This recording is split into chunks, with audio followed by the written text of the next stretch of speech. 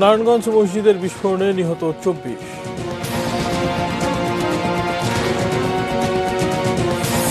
দুর্ঘটনার কারণ খতিয়ে দেখা হবে, সংসদে প্রধানমন্ত্রী। করোনায় দেশে আরও 32 জনের মৃত্যু।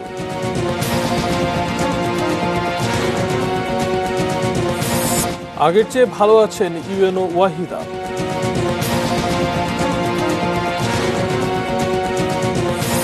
এবং খালেদা জিয়ার মুক্তিতে বিএনপির কোনো কৃতিত্ব নেই।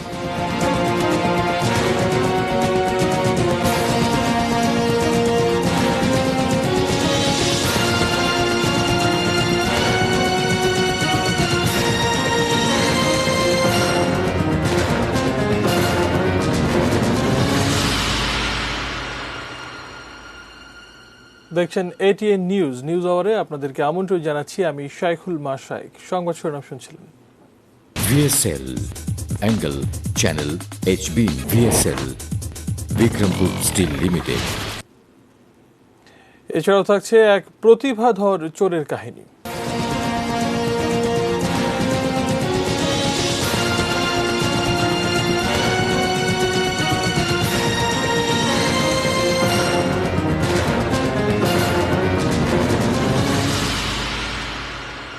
এবারে মূল আয়োজন। নারায়ণগঞ্জের মসজিদে বিস্ফোরণের ঘটনায় আজ আরও 3 জন মারা গেছেন। এ নিয়ে মৃতের সংখ্যা বেড়ে দাঁড়িয়েছে 24 জনে। Sheikh Hasina burn and plastic surgery ইনস্টিটিউটে চিকিৎসাধীন বাকি 13 জনের অবস্থাও সংকটাপন্ন। একের পর এক মৃত্যুতে হাসপাতাল জুড়ে বিরাজ করছে শোকাবহ পরিবেশ।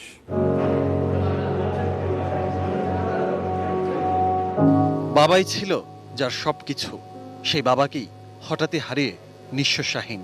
নারায়ণগঞ্জ ট্র্যাজেডি কেড়ে নিয়েছে তার প্রিয় বাবাকেও। মৃত্যুর সাথে লড়াই করে ছেলের কাছে ফিরতে পারেননি নারায়ণগঞ্জ ডিসি অফিসের 4র্থ শ্রেণীর কর্মচারী মোহাম্মদ শামীম। মারা গেছেন রবিবার সকালে। সরকারি সব প্রক্রিয়া শেষ করে বাবার মরদেহ গ্রহণ করতে গিয়ে শোকে স্তব্ধ শাহীন।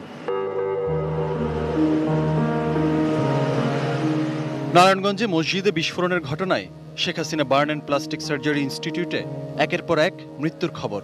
কারো পরিবার হারিয়েছে একমাত্র উপার্জনক্ষম মানুষটিকে, কেউ হয়েছেন সন্তানহারা। আর যারা এখনো বেঁচে আছেন লড়াই করে ফিরবেন এমন আশায় স্বজনদের অপেক্ষা হাসপাতালের বারান্দায়। তবে চিকিৎসকরা জানালেন শরীরের বেশিরভাগ অংশ পুড়ে যাওয়ায় চিকিৎসাধীন সবার অবস্থাই আশঙ্কাজনক। যারা মারা গেছে তাদের দেখেন, তাদের প্রত্যেকেরই কিন্তু এখানে 90% পান, 90%, 82, 87 এবং প্রত্যেকেরই শ্বাসনালী পুরা। সুতরাং এগুলোকে বাঁচানো খুবই ডিফিকাল্ট এবং যারা এখনো আছে তাদেরও কিন্তু একই অবস্থা। আমরা আমাদের সর্বাধুনিক প্রযুক্তি দিয়ে আপ্রাণ চেষ্টা করে যাচ্ছি, যে কজনকে বাঁচাতে পারি আমরা সেটা চেষ্টা করব। রবিবার অগ্নিদগ্ধদের চিকিৎসার খোঁজখবর নিতে এসে স্বাস্থ্যমন্ত্রী জাহিদ মালেক জানান, আগুনে পোড়া রোগীদের চিকিৎসার জন্য সারা দেশে 70টিরও বেশি বার্ন ইনস্টিটিউট করার পরিকল্পনা রয়েছে সরকারের। ঢাকার বাইরে কিছু কিছু বার্ন ইউনিটের তৈরি করার 14টি বার্ন ইউনিট করার পরিকল্পনা রয়েছে, কিন্তু এই ধরনের শেখ হাসিনা বার্ন ইনস্টিটিউট পৃথিবীর মধ্যে সবচেয়ে বড় বার্ন ইউনিট এবং সবচেয়ে আধুনিক যন্ত্রপাতি দ্বারা সজ্জিত এবং এখানকার ডাক্তার নার্সরা ট্রেন, বিদেশি বিশেষজ্ঞরাও এখানে এসেছেন, ট্রেনিং দিয়েছেন।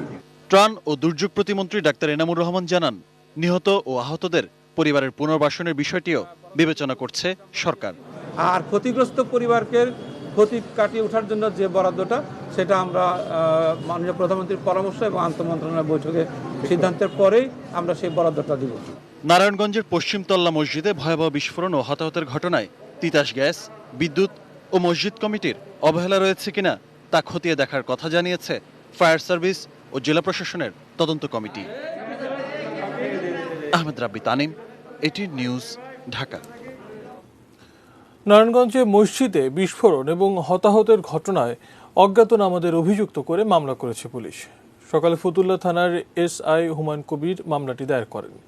নারায়ণগঞ্জের পুলিশ সুপার জয়াদুল আলম জানান, এজাহারে বাদী উল্লেখ করেছেন অবহেলার কারণে মসজিদের ভেতরে বিস্ফোরণ ও হতাহতের ঘটনা ঘটেছে।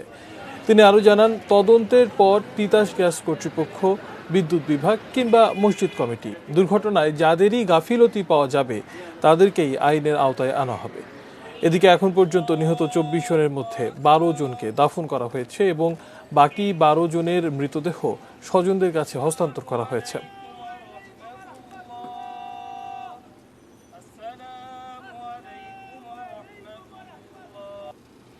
মৃত্যুর মিছিলে থমকে গেছে নারায়ণগঞ্জের ফতুল্লার তল্লা এলাকা। বায়তুস সালাত জামে মসজিদে বিস্ফোরণে যাদের স্বজন চির আধারে, তাদের বুকের কষ্ট যেন চেপে বসেছে গোটা এলাকায়। সাদাত হাবিবি সেতুর রিপোর্ট, ক্যামেরায় ছিলেন সাইফুল ইসলাম।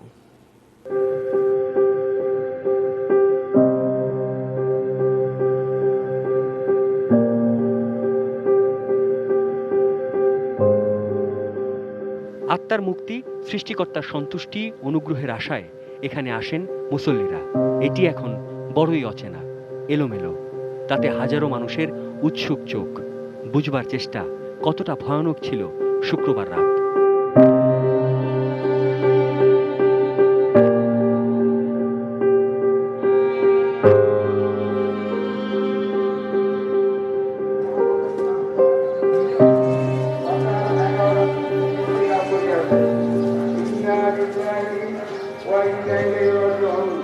ফতুল্লার পশ্চিম তল্লায় এখন মসজিদের এমন মাইকিং, পরিচিত আওয়াজ। হয় স্বজন নতুবা প্রতিবেশীর মরদেহ এলেই তাকে শেষ বিদায় জানাবার জন্য মুহূর্তেই হয়ে যায় এমন মিছিল। মুহূর্তেই হতে পারে জানাজা, তাই প্রস্তুতিটা এখানে এখন বাস্তবতা। এখানকার বাতাসও থেকে থেকে কান্নাকে আপন করে নিয়েছে।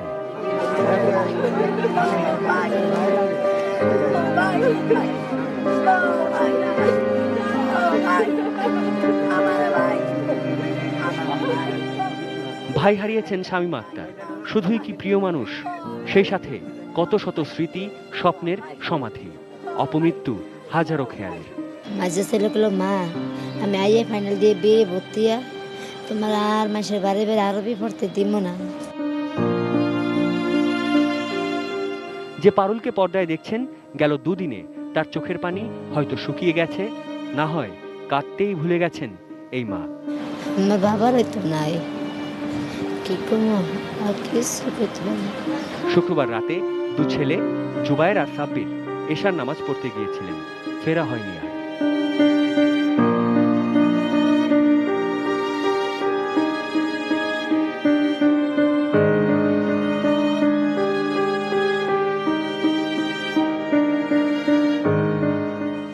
মৃত্যু তো আসবেই, তবে স্রষ্টাকে কাছে পেতে যে আশ্রয়স্থল, সেখান থেকে এমন বিদায়ে হতবিহ্বল পশ্চিম তল্লা, নারায়ণগঞ্জ, বাংলাদেশ।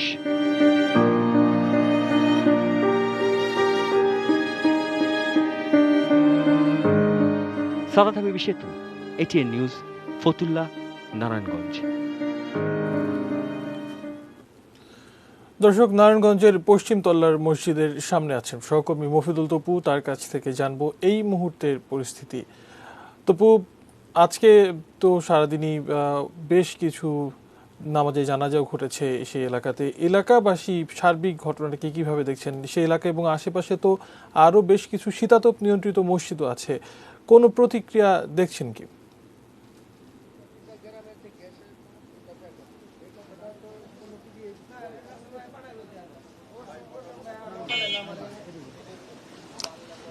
সাইকুল, এখন পর্যন্ত এই এলাকার পরিস্থিতি অনেকটাই থমথমে। মানুষজন আশেপাশে যারা রয়েছেন তারা সবাই উৎসুক জনতা হয়ে ভিড় করছেন সারাদিন ধরেই।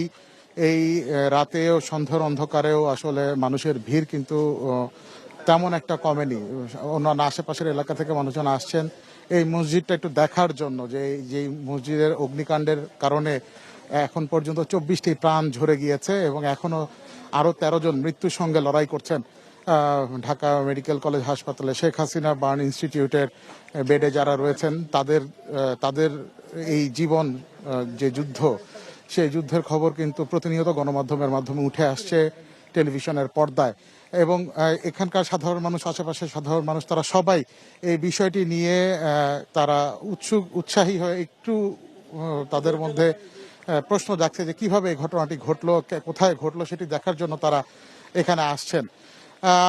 আজকে কিছুক্ষণ আগে সন্ধ্যার দিকে, সন্ধ্যা 6:30টার দিকে ঢাকার বিভাগীয় কমিশনার মুস্তাফিজুর রহমান এবং ঢাকা রেঞ্জের পুলিশের ডিআইজি হাবিবুর রহমান, তারা দুজন এখানে এসেছিলেন, ঘটনাস্থল পরিদর্শন করেছেন এবং পরিদর্শন করে তারা গণমাধ্যমের সঙ্গে কথা বলেছেন। তারা যেটা বলেছেন যে তদন্ত যেহেতু চলছে, 4টি তদন্ত চলছে, জেলা প্রশাসন, সিআইডির তদন্ত চলছে, ফায়ার সার্ভিসের তদন্ত চলছে এবং তিতাস গ্যাস কর্তৃপক্ষের তদন্ত চলছে। তো এই 4টি তদন্ত কমিটির তদন্ত প্রতিবেদন পাওয়া সাপেক্ষে যাদের বিরুদ্ধে, যারা এই অবহেলাজনিত যে মৃত্যু, সেই অবহেলাজনিত দুর্ঘটনার কারণে যে মৃত্যু, সেই মৃত্যুর জন্য যারা দায়ী হবেন তাদের বিরুদ্ধে কঠোরতম আইনি ব্যবস্থা নেওয়া হবে এবং আইনি প্রক্রিয়ার মাধ্যমেই যারা চিহ্নিত হবেন সেই চিহ্নিত ব্যক্তিদের বিরুদ্ধেই ব্যবস্থা গ্রহণ করা হবে। এই ব্যাপারে তারা নিশ্চয়তা দিয়েছেন এবং এই কথাটি তারা দুজনেই একযোগে বলেছেন এবং কেউ যেন এই ঘটনার কারণে এই ধরনের কোনো ঘটনা যেন ভবিষ্যতে আর না ঘটে,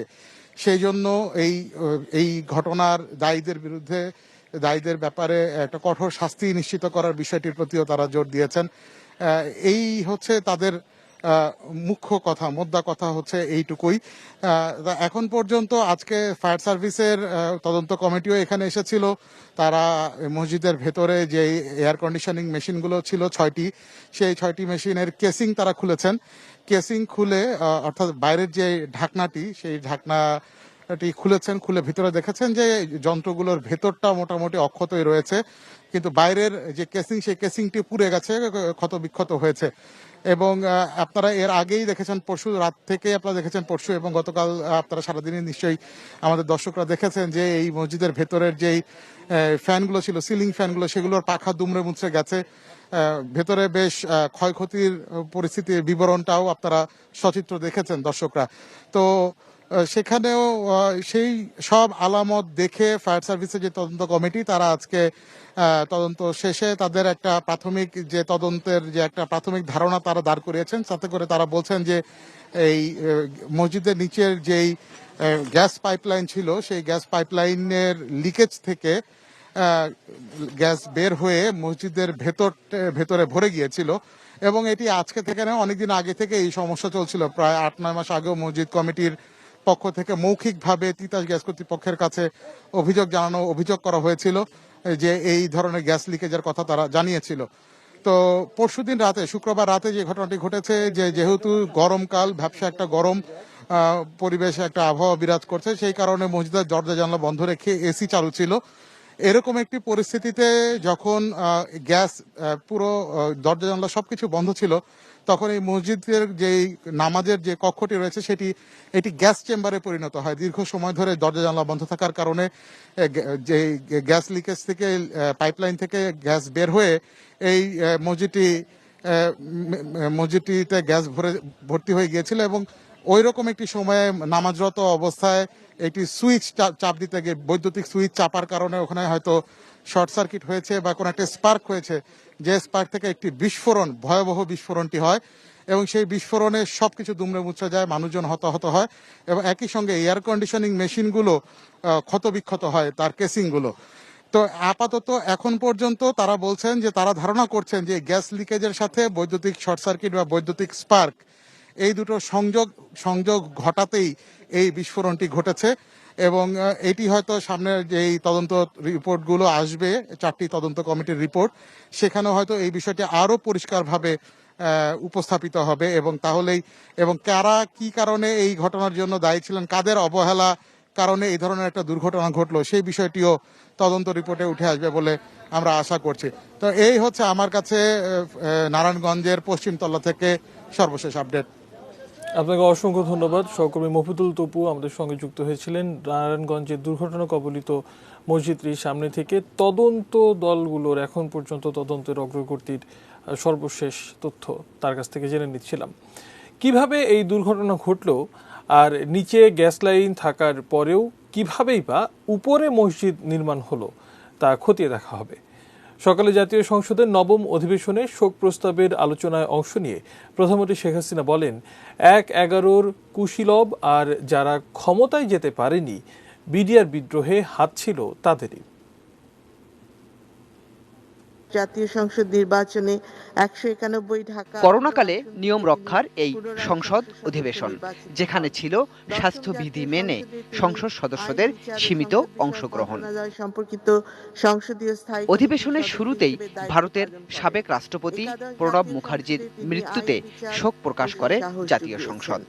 ভারত এবং বাংলাদেশের অকৃত্রিম শুভাকাঙ্ক্ষী দেশপ্রেমিক চিরভাস্বর এই মহান নেতাকে বাংলাদেশের জনগণ চিরকাল শ্রদ্ধাভরে স্মরণ করবে। পাশাপাশি সংসদ সদস্য সাহারা খাতুন, ইসরাফিল আলম সহ দেশের বিভিন্ন ক্ষেত্রে অবদান রাখা বিশিষ্ট ব্যক্তিদের মৃত্যুতেও শোক জানায় সংসদ। চলে শোক প্রস্তাবের উপর আলোচনাও। যে শোক প্রস্তাব আজকে উত্থাপিত হয়েছে, সবশেষ আলোচনায় অংশ নেন প্রধানমন্ত্রী। কথা প্রসঙ্গে আসে বিডিআর বিদ্রোহের বিষয়টিও। ঘটনাটা ছিল একটা অস্বাভাবিক ঘটনা, এর পিছনে কারা আছে? আমরা তো কেবল সরকার গঠন করেছি, এটা কোনোদিনই যুক্ত না যে আমরা সরকার গঠন করি এমন একটা ঘটনা ঘটাবো যে দেশে একটা অস্বাভাবিক পরিস্থিতির সৃষ্টি হোক। তাহলে যারা তখন ক্ষমতায় আসতে পারে নাই তারাই তাদের পিছনে ছিল, এবং তাদের সাথে ওই মানে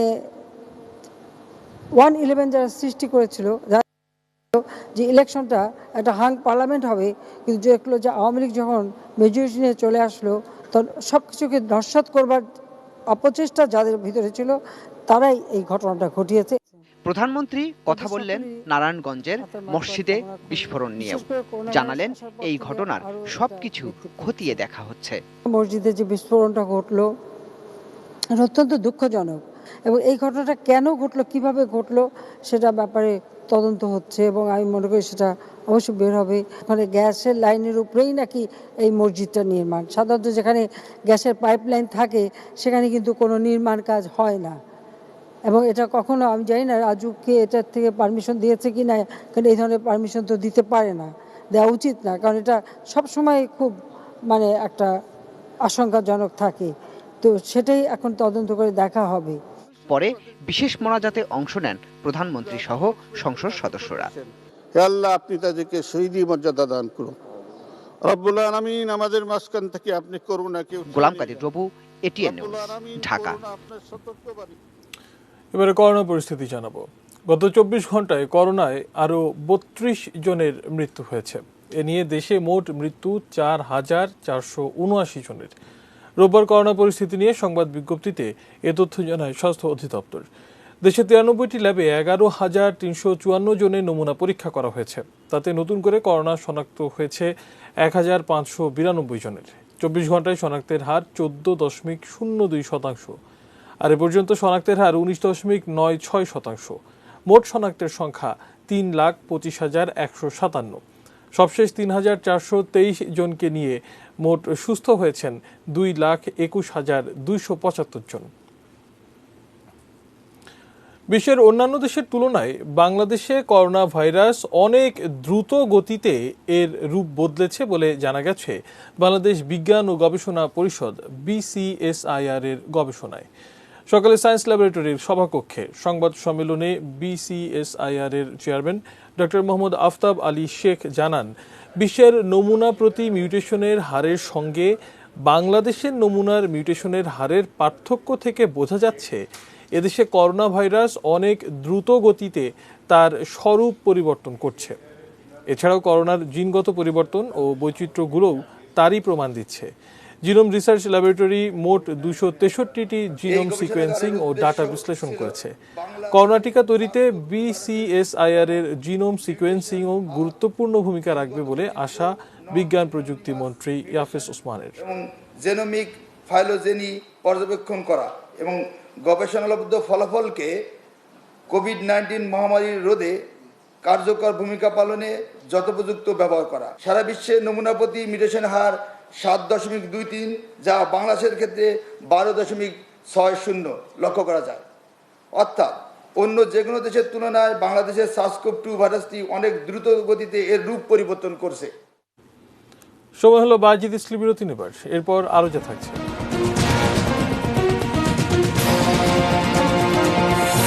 নভেম্বরেও না খুললে প্রাথমিক বিদ্যালয়ে পরীক্ষা হবে না। এবং সিনহা হত্যা 4 পুলিশকে দ্বিতীয় দফায় জিজ্ঞাসাবাদ।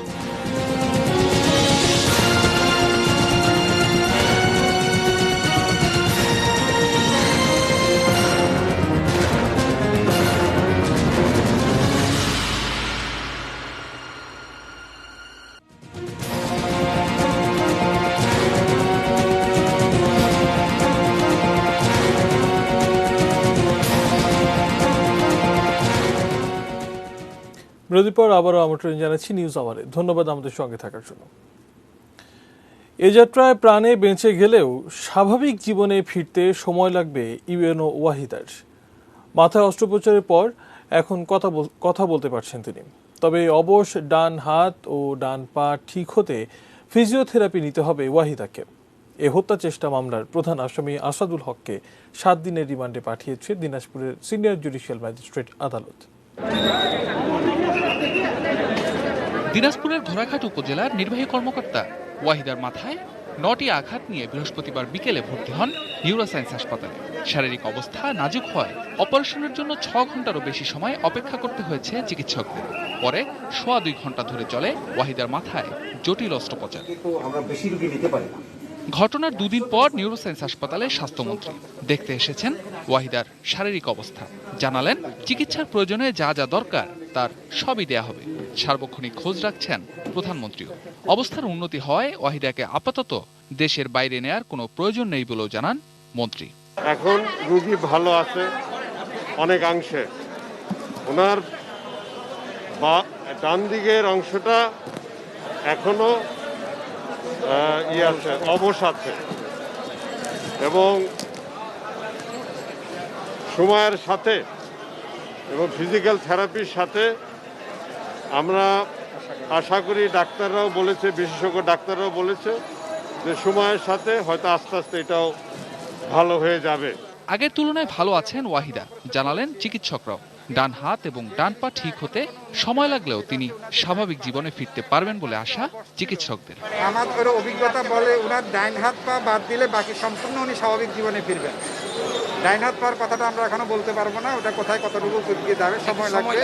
এটা বাদ দিলে উনি একজন সম্পূর্ণ, আশা করি ইনশাল্লাহ সম্পূর্ণ স্বাভাবিক জীবনে ফিরবেন। বুধবার গভীর রাতে ঘোড়াঘাটের সরকারি বাসায় দুর্বৃত্তদের হাতুড়ির আঘাতে গুরুতর আহত হন UNO Wahida. Shafiqul Haque, ATN news, Dhaka. UNO Wahida Khanam ও তার বাবা ওমর আলী শেখকে হত্যার উদ্দেশ্যে গুরুতর আহত করার মামলায় প্রধান আসামি আসাদুল হকের 7 দিনের রিমান্ড মঞ্জুর করেছেন আদালত। গোয়েন্দা বিভাগের দিনাজপুরের ওসি এবং মামলা তদন্ত কর্মকর্তা ইমাম জাফর জানান, বিকেলে দিনাজপুরের ঘোড়াঘাট সিনিয়র জুডিশিয়াল ম্যাজিস্ট্রেট মনিরুজ্জামানের আদালত আসামি আসাদুল হককে হাজির করা হয়। তাদেরকে 10 দিনের রিমান্ডে নেওয়ার আবেদন করা হলে বিচারক 7 দিনের রিমান্ড মঞ্জুর করেন। এর আগে অপর 2 আসামি রংমিস্ত্রি নবিরুল ইসলাম ও শান্টু রায়ের 7 দিন করে রিমান্ড দেওয়া হয়। বিদেশ না যাওয়ার শর্তে বিএনপি চেয়ারপারসন খালেদা জিয়ার সাজা স্থগিত করে মুক্তির মেয়াদ আরও 6 মাস বাড়ানোর সুপারিশ করেছে আইন মন্ত্রণালয়। এদিকে খালেদা জিয়াকে দেওয়া দ্বিতীয় দফার এই সুযোগকে বিএনপির কোনো সাফল্য নয়, বরং সরকারের বদান্যতা হিসেবেই দেখছেন সবাই। বিস্তারিত সাজিদা সুটি রিপোর্টে।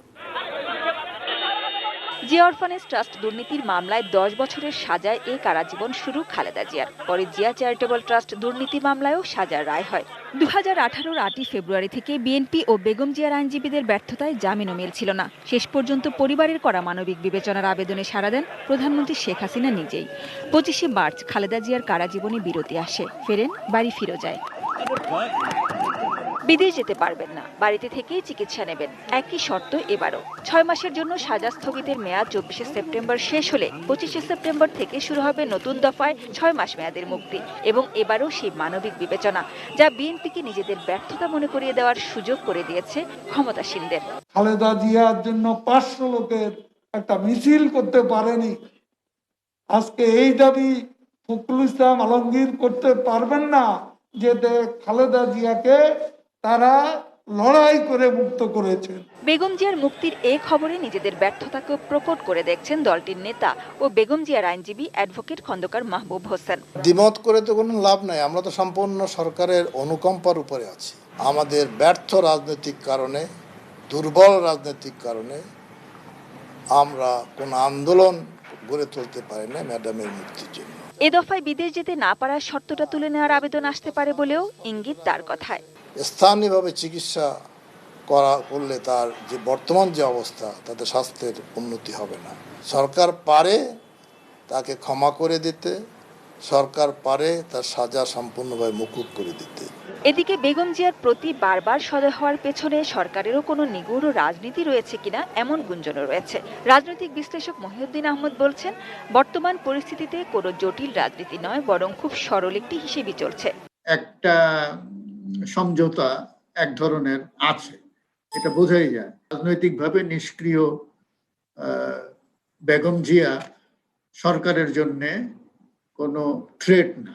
সরকার বা আওয়ামী লীগ একজন মানবিক নেত্রী হিসেবে শেখ হাসিনাকে প্রজেক্ট করার চেষ্টা করবে। বিএনপি চেয়ারপারসন বেগম খালেদা জিয়ার রাজনীতিতে নিষ্ক্রিয়তা, ভারপ্রাপ্ত চেয়ারম্যান তারেক রহমানের দেশে না ফেরার সম্ভাবনা, সবকিছু মিলে নেতৃত্ব শূন্যতায় দলটির ভবিষ্যৎ আরো অন্ধকার হচ্ছে কিনা আলোচনায় আসছে সেটাও।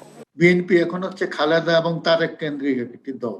এই দুইজনকে বাদ দিয়ে যে বিএনপি নিজেরা নতুন নেতৃত্ব তৈরি করবে বা তার সেভাবে চলবে, সেটা সম্ভাবনা একেবারে শূন্য।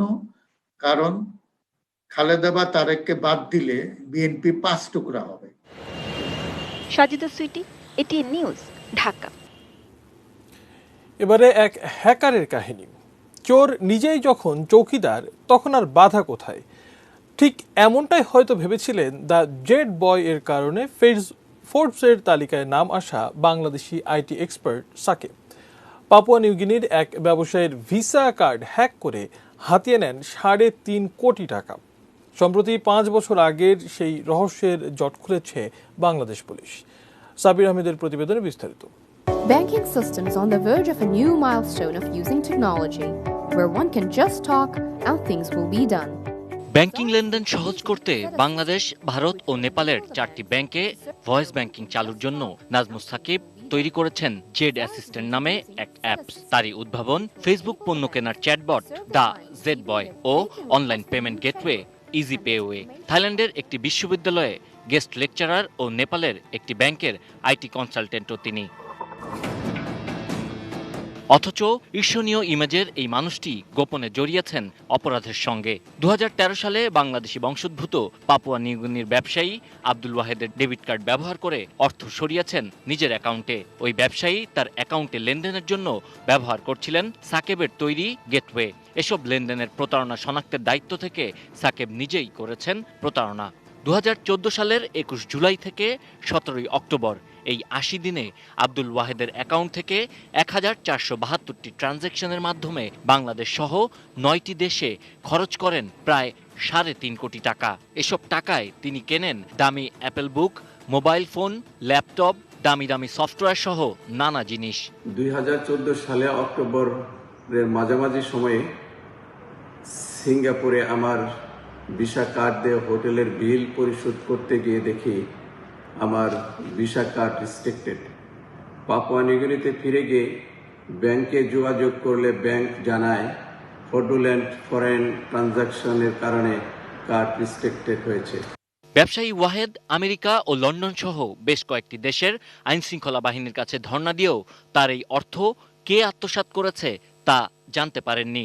অবশেষে গত বছরের 10 ডিসেম্বর বাংলাদেশ পুলিশের কাছে অভিযোগ করেন তিনি। এদেশে ওদেশে ঘুরতে ঘুরতে কোনো পজিটিভ রেজাল্ট না হয়ে শেষ চেষ্টা হিসেবে 2019 ডিসেম্বরের বাংলাদেশে গিয়ে মামলা করি। বাংলাদেশ পুলিশ মাত্র 8 মাসের মধ্যেই অর্থ আত্মসাতে দায়ী সাকিবের মুখোশ উন্মোচন করে। সে যে বিভিন্ন জায়গায় বিভিন্ন দেশে ভ্রমণ করেছে, সেই জায়গাগুলো সে বিভিন্ন কেনাকাটা করেছে, সেই কেনাকাটার রেশ ধরেই আমরা তার তথ্যটা আমরা পেয়েছি। স্বীকার করেছে যে সে প্রায় 3.5 কোটি টাকা বিভিন্নভাবে ট্রানজাকশন করে সেটা উত্তোলন করেছে। সাকিব বিভিন্ন অফিসে থার্ড পার্টি গেটওয়ের গুরুত্বপূর্ণ পদে কাজ করেছেন, তাই তিনি আরও কার কার সাথে প্রতারণা করেছেন তাও খতিয়ে দেখছে পুলিশ। অন্যের অ্যাকাউন্ট থেকে সে টাকা হ্যাক করেছে, তার যে একটা ভালো মেধা, সেই মেধাটাকে সে খারাপ অর্থে ব্যবহার করেছে। Sabbir Ahmed, ATN news, Dhaka. নভেম্বরে স্কুল খোলা সম্ভব না হলে প্রাথমিক বিদ্যালয়ের কোনো পরীক্ষা নেওয়া হবে না। জানিয়েছেন প্রাথমিক ও গণশিক্ষা মন্ত্রণালয়ের সচিব আকরাম আল হোসেন। রোববার সচিবালয়ে কথা জানান তিনি। 8 সেপ্টেম্বর আন্তর্জাতিক সাক্ষরতা দিবস উপলক্ষে ব্রিফিংয়ে প্রাথমিক ও গণশিক্ষা প্রতিমন্ত্রী জাকির হোসেন জানান, বর্তমানে দেশে সাক্ষরতার হার ৭৪.৭%, যা 2005 সালে ছিল 53.5%। তিনি আরও জানান, করোনার কারণে প্রাথমিকে শিক্ষার্থীদের ঝরে পড়া আটকাতে পরিকল্পনা নেওয়া হচ্ছে। আর শিক্ষা সচিব বলেন, অক্টোবর বা নভেম্বরে স্কুল খুললে 2 ধরনের চিন্তা আছে তাদের।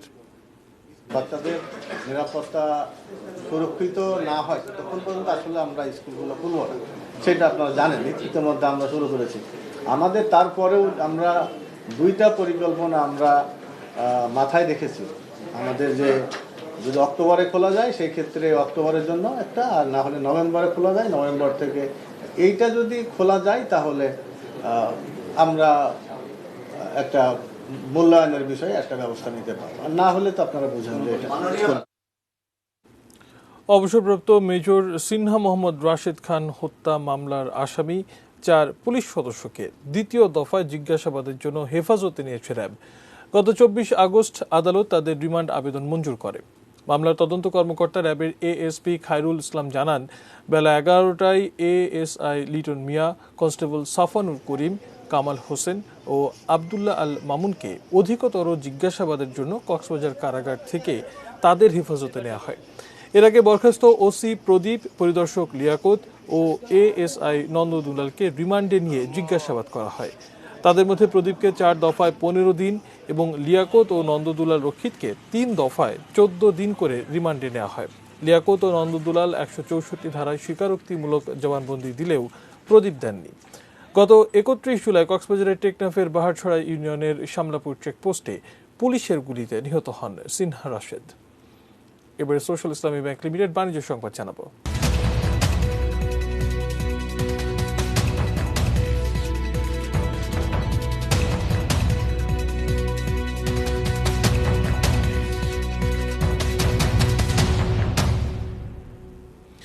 গঙ্গা কপোতাক্ষ সেচ প্রকল্পের মাধ্যমে কুষ্টিয়া, চুয়াডাঙ্গা, ঝিনাইদহ ও মাগুরা জেলার 13 উপজেলার 58,000 হেক্টর জমিতে এবছর সেচ সুবিধা আর আওতায় আনার পরিকল্পনা নেওয়া হয়েছে।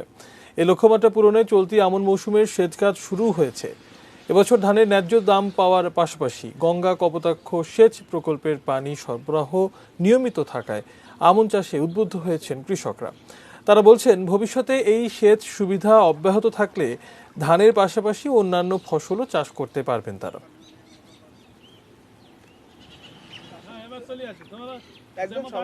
বৃষ্টির পানির উপর নির্ভর করা যায় না, এই সবই সেচের উপরে নির্ভর করে।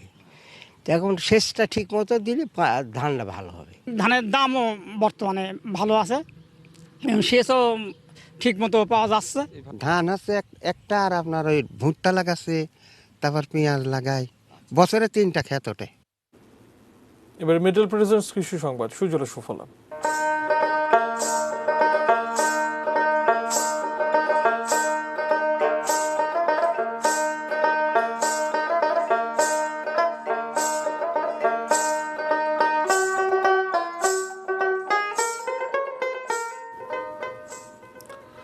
করোনাকালেই মাছ নিয়ে বড় স্বীকৃতি মিলল বাংলাদেশের। উৎপাদন বাড়ার হারে বিশ্বে এখন দ্বিতীয়। জাতিসংঘের দেয়া এই স্বীকৃতিকে অনেক বড় অর্জন হিসেবে দেখছেন বিশেষজ্ঞরা। আশা করছেন খুব শিগগিরই চাষ করা মাছ রপ্তানিতেও নাম লেখাবে বাংলাদেশ। আরও জানাচ্ছেন গোলাম কাদের রবু।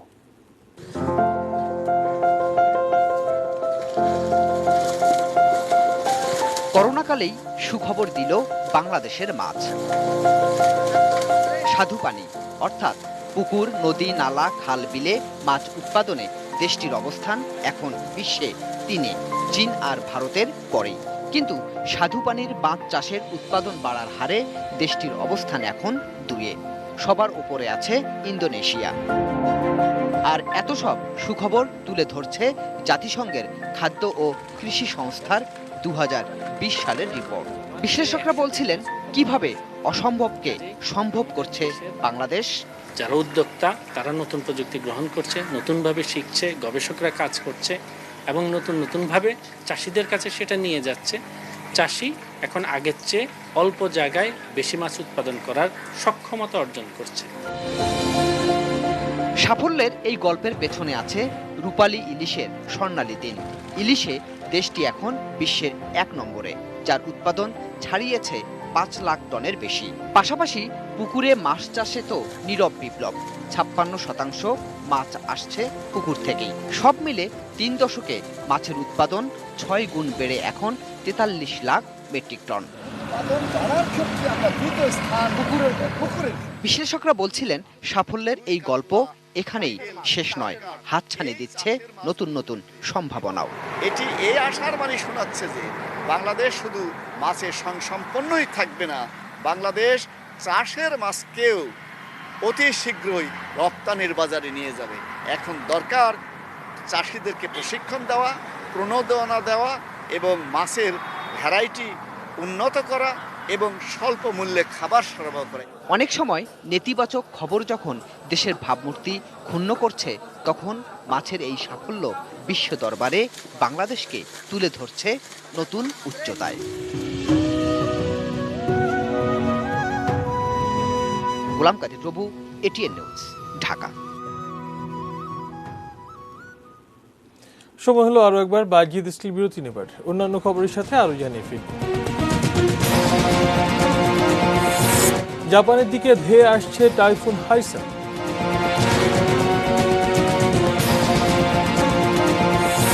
এবং আগামীকাল থেকে শুরু ক্রিকেটারদের করোনা পরীক্ষা।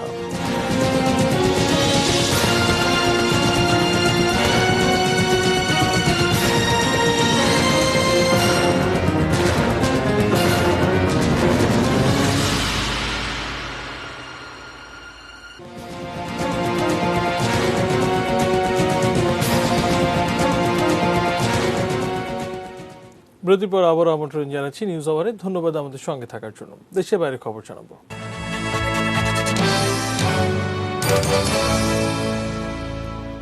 জাপানের দিকে ধেয়ে আসছে শক্তিশালী টাইফুন হাইসেন। ঝড়ের কারণে কিউসুর 2 লাখ বাসিন্দাকে নিরাপদ আশ্রয়ে সরিয়ে নেওয়ার নির্দেশ দেওয়া হয়েছে।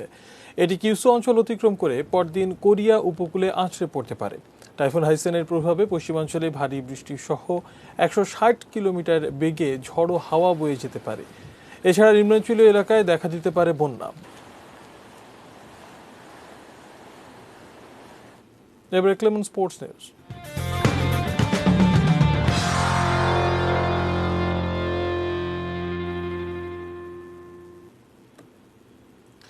আগামীকাল থেকে ক্রিকেটারদের করোনা পরীক্ষা শুরু হচ্ছে, জানিয়েছেন বিসিবির অপারেশনস চেয়ারম্যান আকরাম খান। ফলাফল পাওয়ার পরই মিরপুরে শুরু হবে টাইগারদের অনুশীলন। কালকে থেকে আমরা আপনার করোনা টেস্ট হবে প্লেয়ারদের,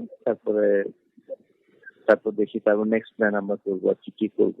আমরা 1-2 দিনের মধ্যে কমপ্লিট করে নেব।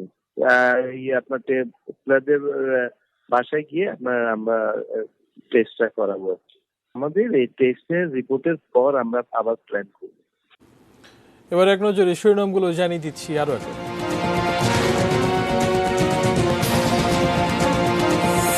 নারায়ণগঞ্জ মসজিদের বিস্ফোরণে নিহত 24।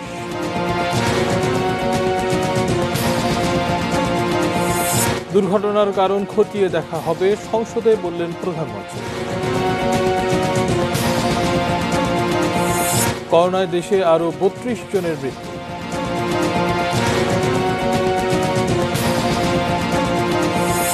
আগের চেয়ে ভালো আছেন ইউএনও ওয়াহিদা।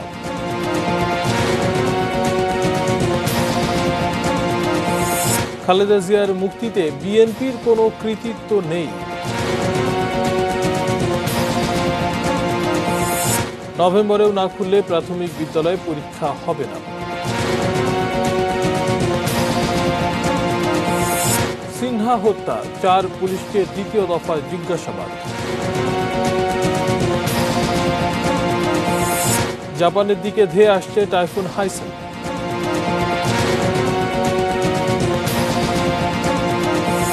এবং আগামীকাল থেকে শুরু ক্রিকেটারদের করোনা পরীক্ষা।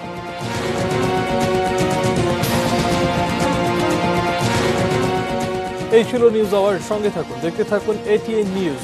এটিএন নিউজের ব্রেকিং নিউজ আপনার মোবাইলে পেতে টাইপ করুন STAR এবং পাঠিয়ে দিন 5959 নম্বরে। ধন্যবাদ।